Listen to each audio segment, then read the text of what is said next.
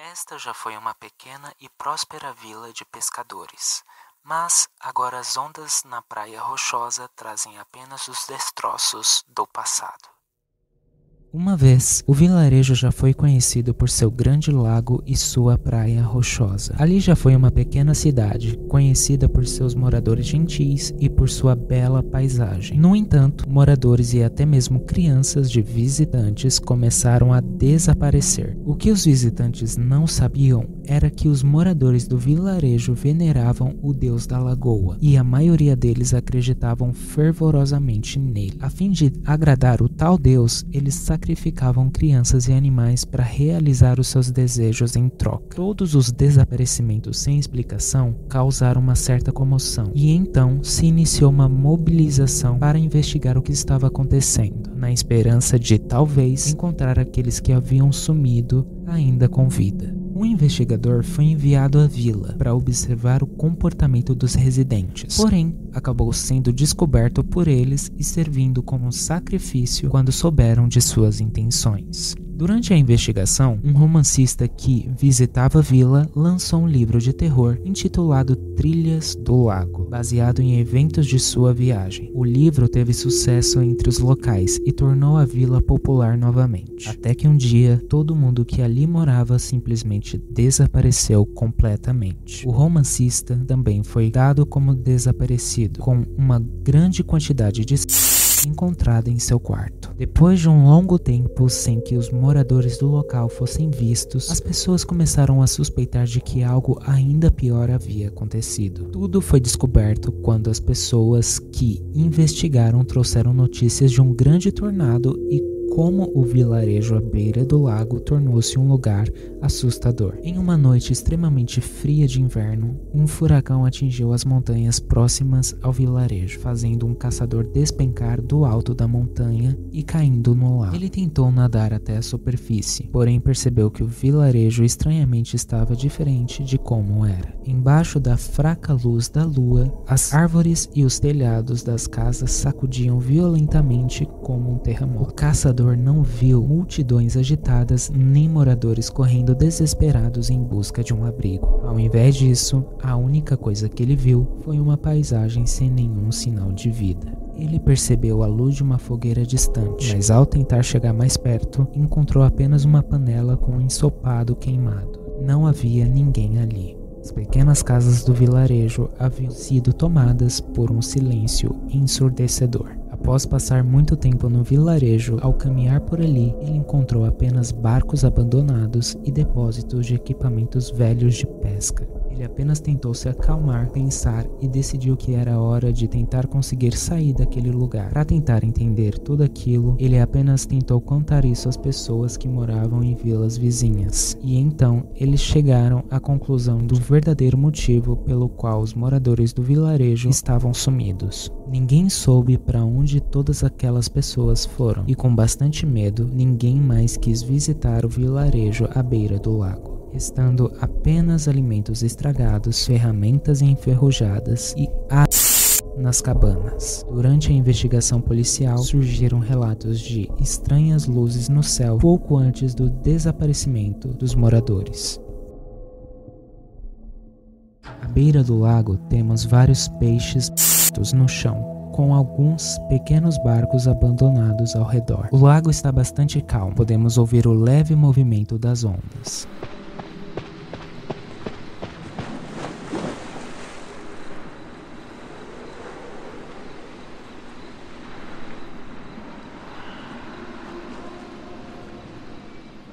Um pouco mais à frente, existe uma fogueira acesa, que é aquela que o caçador viu quando caiu dentro da água durante aquela tempestade.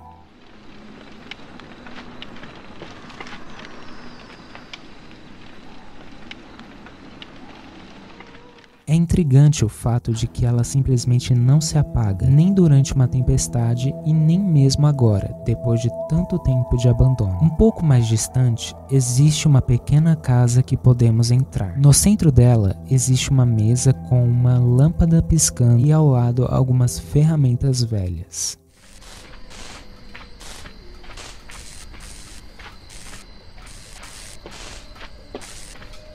No mapa, Também temos alguns moinhos espalhados, e dentro de um deles podemos ver uma luz rosa saindo pela janela. Em uma parede existe uma folha dizendo: Bem-vindo à Vila da Beira do Lago, com uma foto da mesma. Antigamente, a vila era popular e atraía muitos turistas. A foto é bastante colorida e suas cores são quentes. Essas cores e a imagem servem para representar a beleza e os bons momentos que esse lugar já teve em seu passado. Existe uma página em uma rocha escrita: Trilhas do Lago, que é o livro daquele romancista. Em uma rocha está escrito a frase: Grace é tola. Para quem não sabe, Grace é o nome da Nayade, cuja história possui uma ligação muito forte com Lakeside Village. Na verdade, a tradução que eu acabei de falar para essa frase está errada. A palavra dump significa tolo, mas o significado arcaico é mudo.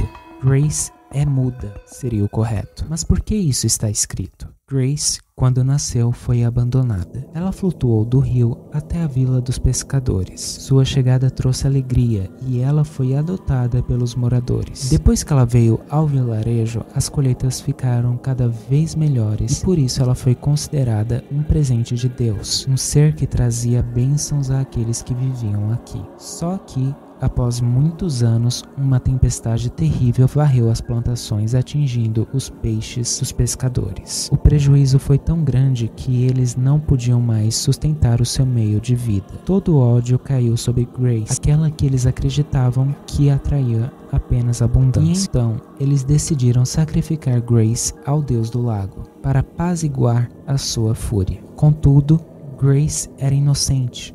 Tudo se tratava de coincidências do destino. Porém, ela não podia se defender, pois nasceu muda. Ela teve suas pernas furadas e foi colocada numa rede de pesca e levada até as águas do rio. Então amarraram a rede em uma âncora para que ela pudesse afundar na mais profunda escuridão.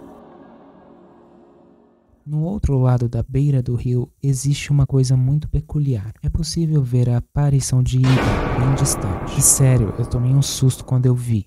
Hydra tem fortes ligações com Lakeside Village. Hydra existia na Terra antes mesmo do surgimento do primeiro micro-organismo. Guarde bem essa informação, ela é importante. Com o passar de bilhões de anos, ela ganhou novas características e a habilidade de devorar seres vivos. Assim, Hydra pode dividir-se, embora cada parte compartilhe sua consciência. Quem a segue recebe uma vida eterna ao se fundirem com ela. Hydra esconde sua verdadeira forma por meio de ilusões poderosas, sendo visível apenas para aqueles que foram convocados. Durante a investigação do incidente de Lakeside Village, foram recolhidas amostras das águas do local e elas foram levadas ao laboratório. Foi constatado que haviam muitos micro-organismos não identificados. Porém, antes que pudessem dar uma conclusão em suas análises, vários investigadores renunciaram, vários registros foram perdidos e o local de investigação foi destruído por uma tempestade. Como resultado disso tudo, as amostras foram enviadas para a Royal Society e os estudos serão conduzidos pelos membros da organização.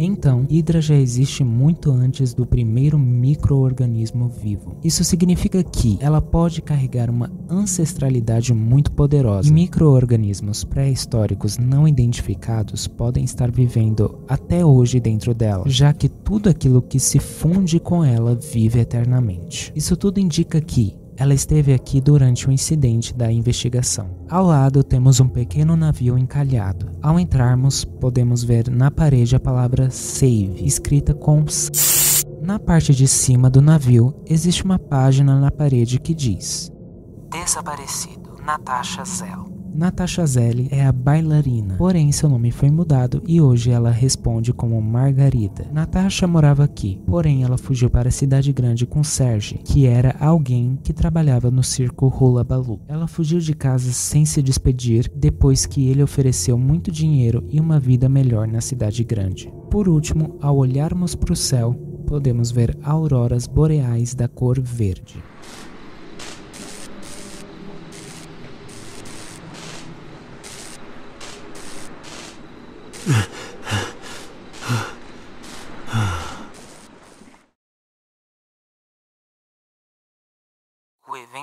outrora movimentado foi enterrado com as lendas do corcel branco da morte nos palheiros do tempo.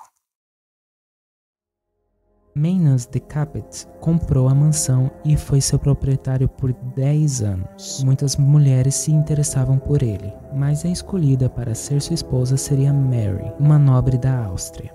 Logo depois de seu casamento, Mary caiu uma profunda depressão. Ela tinha poucas interações sociais, e para tentar deixá-la um pouco mais feliz, seu marido construiu o hipódromo de Kreeburg, que era um antigo sobrenome que ela tinha antes de seu casamento. O hipódromo teve bastante sucesso, foi um grande evento, uma das atrações mais populares da cidade. Aparentemente, Mary parecia feliz com todo esse sucesso no início, porém, sua voltou com ainda mais força, e ela acabou cometendo dentro do próprio hipódromo. Ela tirou a em uma corda. Muitos boatos sobre sua morte surgiram, como por exemplo seu suicídio ser resultado de um caso fora do casamento com um dos jockeys. Outro boato diz que sua morte, na verdade, foi um assassino mascarado de suicídio. Depois de sua morte, alguns cavalos passaram a embaraçar-se, fazendo com que Magnus de Capet fosse processado. Toda a imprensa fez críticas extremamente negativas e pesadas sobre seus eventos, bem como sobre os de Mary. Tudo isso trouxe um momento de baixa, o que levou Magnus a desaparecer da sociedade, deixando seu hipódromo abandonado.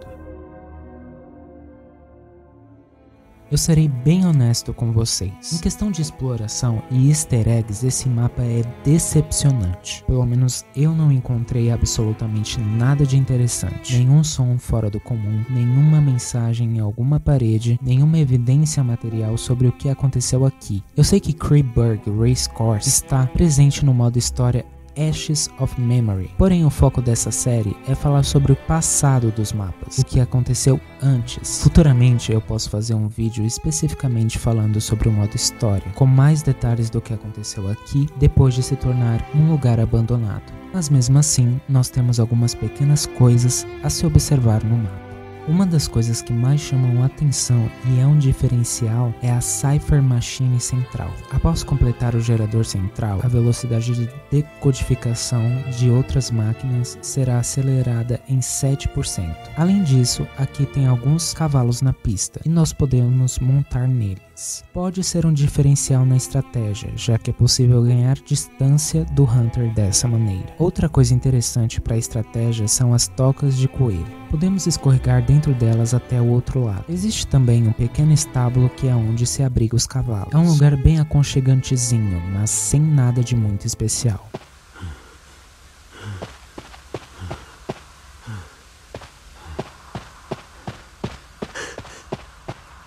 Por último, o clima do mapa é totalmente diferente dos demais.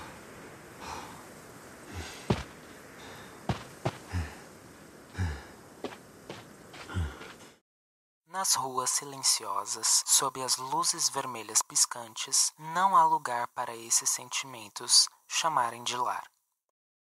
Antigamente, a cidade chinesa era muito rica e popular. A loja mais próspera que existia dentro da cidade chinesa era a loja de porcelana. Lin, o dono dessa loja, possuía bastante habilidade com o manuseio das porcelanas e ele era incomparavelmente bom na modelagem de seus produtos. Eles eram tão bons que rapidamente se esgotavam antes que ele pudesse produzir mais. No entanto, o sucesso durou pouco. Lin morreu devido a uma doença cardíaca, deixando sua esposa e o irmão dela para cuidar de sua loja. Eles não teriam o mesmo desempenho que ele na produção de itens de porcelana, o que diminuiria e muito o número de clientes. Porém, antes que eles pudessem declarar falência e fechar as portas, os dois irmãos morreram em um acidente totalmente anormal. Dessa forma, a loja de porcelana começou a se deteriorar. Curiosamente, esse comércio era bastante importante para a cidade chinesa, pois atraía muitas pessoas e movimentavam a economia daquele local, e era um dos principais pontos turísticos. Com a sua falência,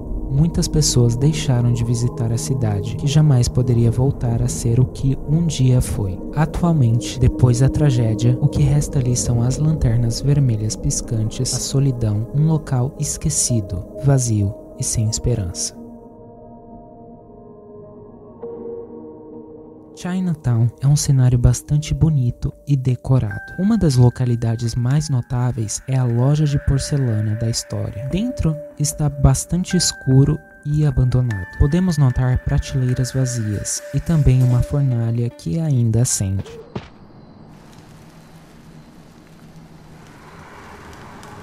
No meio existe um boneco bizarro de cera que está derretendo. De pé está um homem e embaixo aparentemente está uma mulher aos seus pés, como se ela estivesse sofrendo por ele. Dentro do lugar faz um barulho atmosférico bastante sinistro.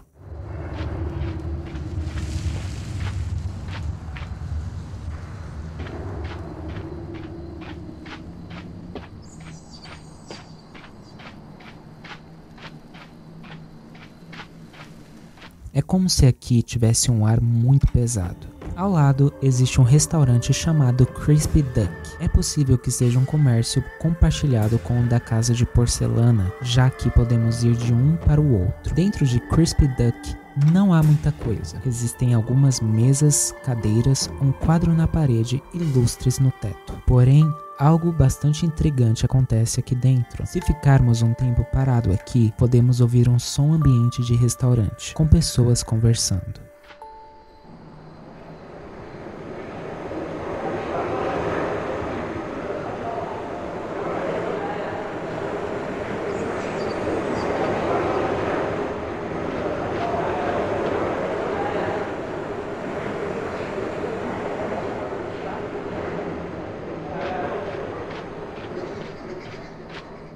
Existe também uma oficina de costura chamada Taylor, do outro lado da rua do restaurante. Quando eu estava subindo as escadas, eu pude ouvir algo caindo. Então, eu desci e subi de novo, e reparei em uma coisa bastante peculiar.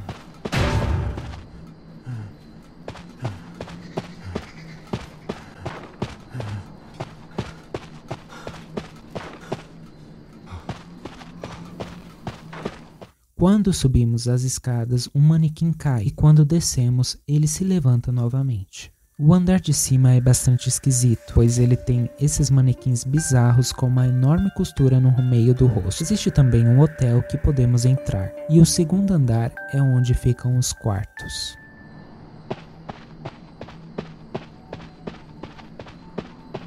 Na frente do hotel existe uma bela vista de guarda-chuvas vermelhos pendurados e acesos com lanternas em cima. É algo realmente admirável.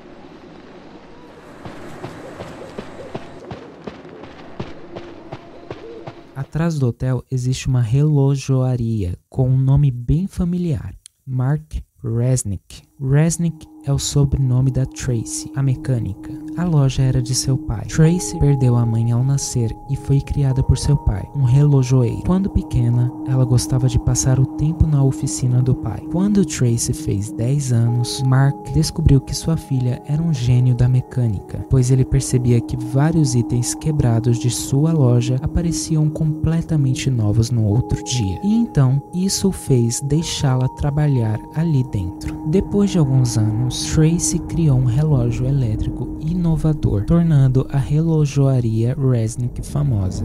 Porém, concorrentes invejosos queriam comprar a sua criação, mas Mark recusou-se a vendê-la para eles. A resistência acabou em tragédia quando ele morreu em uma explosão suspeita. Depois da morte do pai, Tracy ficou encarregada de cuidar da loja. 3 relojoeiros a procuraram para comprar a sua invenção e ela pediu tempo para que pudesse decidir. Sem nenhuma resposta, várias explosões semelhantes ocorreram na região, mas a polícia não encontrou nenhum suspeito. Tracy nunca vendeu a sua invenção e continuou abrindo a loja, sempre acompanhada por um robô semelhante ao pai. Até que, um dia, recebeu uma carta misteriosa. No dia seguinte, a relojoaria foi fechada e nunca mais a Tracy ou seu robô foram vistos na cidade chinesa.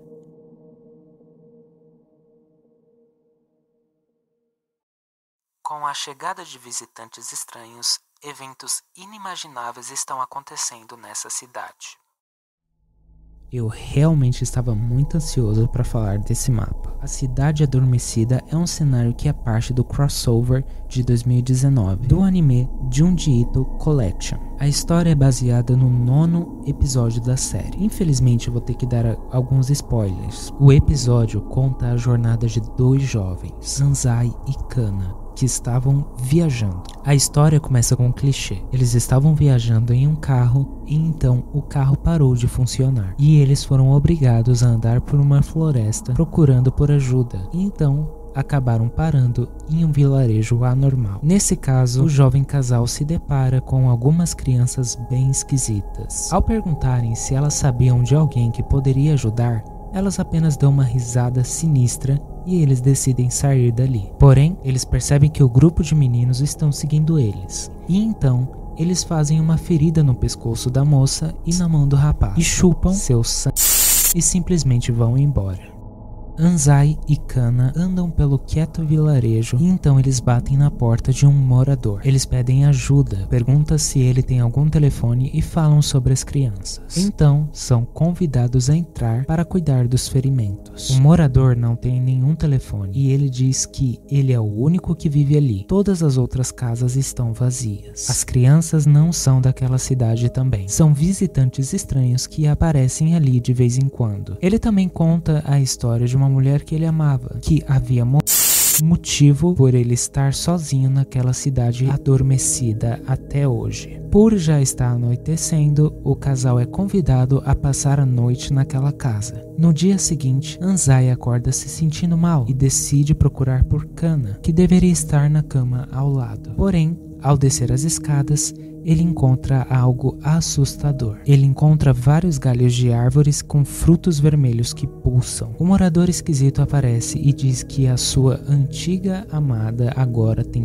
essa forma e que de um certo modo ela ainda vive. Anzai, impaciente, pergunta onde está Kana. Porém o morador apenas responde que ele não sabe de nada. Ele apenas sai do quarto, deixando Anzai completamente confuso, sem entender nada. Porém, ele ouve uma voz muito fraca, como se necessitasse de um esforço muito grande para conseguir falar. Anzai olha para o chão e vê algo muito bizarro. Ele vê um homem caído no chão, com um corpo extremamente magro e seco, e dele saía galhos que davam frutos vermelhos. O velho pede para que Anzai fuja o mais rápido possível. Com muito esforço em sua voz, ele tenta contar o que aconteceu. Ele diz que ele era um residente daquela pequena cidade, mas que aquele morador chegou anos atrás com um tipo de poder satânico, fazendo todos aqueles que viviam ali começarem lentamente a se transformar em árvores que dão frutos de sangue. Ele diz que aqueles galhos é tudo o que resta das pessoas que moravam na cidade e que também o dono dessa casa colhia sangue dali. O velho alerta ao Anzai que se ele não for embora o mais rápido possível, ele e Kana terá o mesmo destino. E então Anzai corre procurando por ela. Ele a encontra no quarto do dono. Porém, havia algo bizarro no pescoço de Kana. Seu pescoço já estava começando a criar galhos. E então, um morador aparece em seu quarto, dizendo que logo logo ela irá renascer. Anzai pede para que ele os deixe em paz. E então, ele vai embora com Kana. Os dois se sentem exaustos e fracos. E então, o rapaz tem um flashback de algo que o velho havia dito para ele. O velho disse que, quando uma pessoa começa a dar frutos, ela se tornará uma árvore. Porém, existe um jeito de evitar que isso aconteça. Basta a pessoa comer de seu próprio fruto de Só que isso tem um preço. Quando a pessoa o ingerir, ela terá de se alimentar de sangue de outras pessoas para o resto de sua vida. E então, Anzai olha para sua própria mão e vê que o mesmo está acontecendo com ele. Ele olha para Kana e ela está comendo seu próprio fruto. Como foi dito, a história de Ever Sleeping Town é baseada no 9º episódio da série Junji Ito Collection. Ela diz que eventos inimagináveis e misteriosos ocorreram após a chegada de estranhos na cidade. Árvores com frutos tão vermelhos quanto os começaram a crescer ao lado dos prédios residenciais. E um edifício estranho surgiu num local onde antes ficava a escola de Ever Sleeping Town. O lugar está completamente vazio porque todos os seus moradores se transformaram em árvores de sal. E recebeu o nome de Cidade Adormecida, porque todos ali estão em estado vegetativo, literalmente.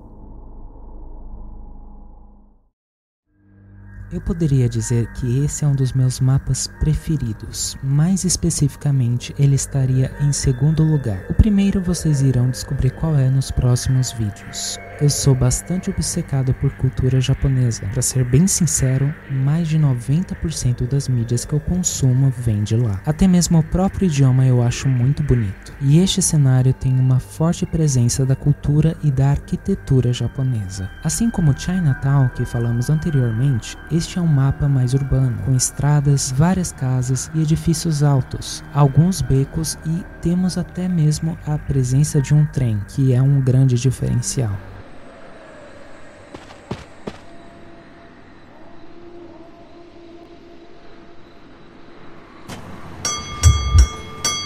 Existe um ponto bastante bonito que é um pequeno rio onde tem várias lanternas flutuando ao redor das águas. E em cima tem várias cerejeiras, árvore típica do Japão.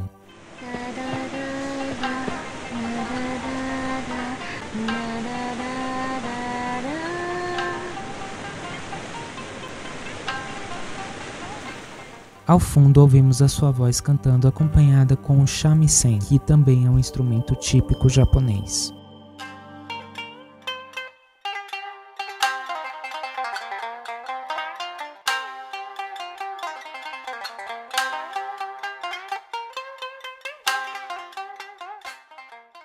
Em uma das matias, nós nos deparamos novamente com a Michiko. Porém, aqui só podemos ver a sua sombra e ela está em sua forma de prajna. Possivelmente aqui dentro terá uma Cypher Machine e sempre que eu estou aqui eu fico admirando essa sombra.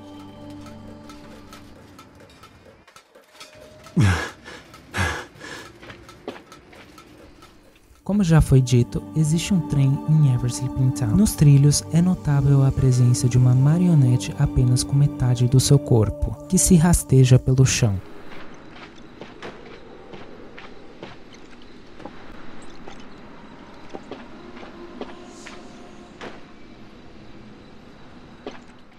Essa, sem sombra de dúvidas, é uma referência ao episódio 4, da Casa das Marionetes. Outras referências a esse episódio são feitas no crossover, como, por exemplo, o Giampieri, item de raridade A. Existe uma outra pequena casa nos fundos do mapa, que ao contrário da que vimos anteriormente, não tem nenhuma sombra sendo projetada na porta, e infelizmente não há chance de aparecer uma Cypher Machine aqui dentro. Porém, atrás da casa existe algo assustador.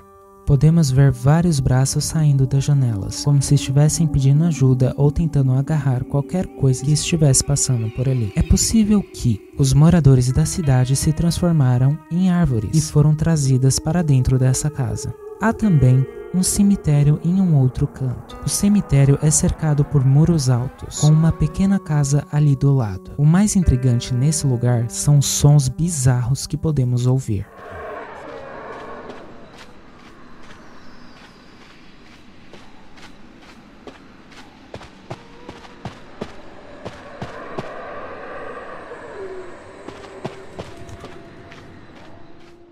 É como se fossem vozes demoníacas, tentando falar alguma coisa e estivessem presas ali, vagando por aquele cemitério.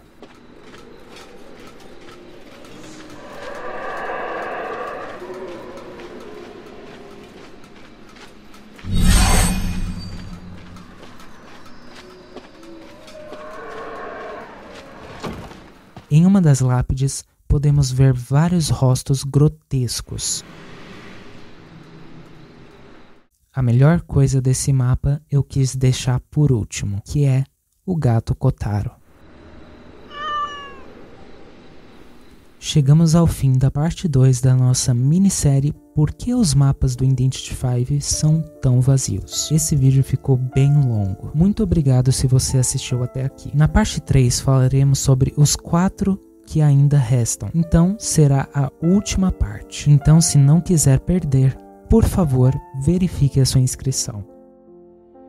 Até a próxima!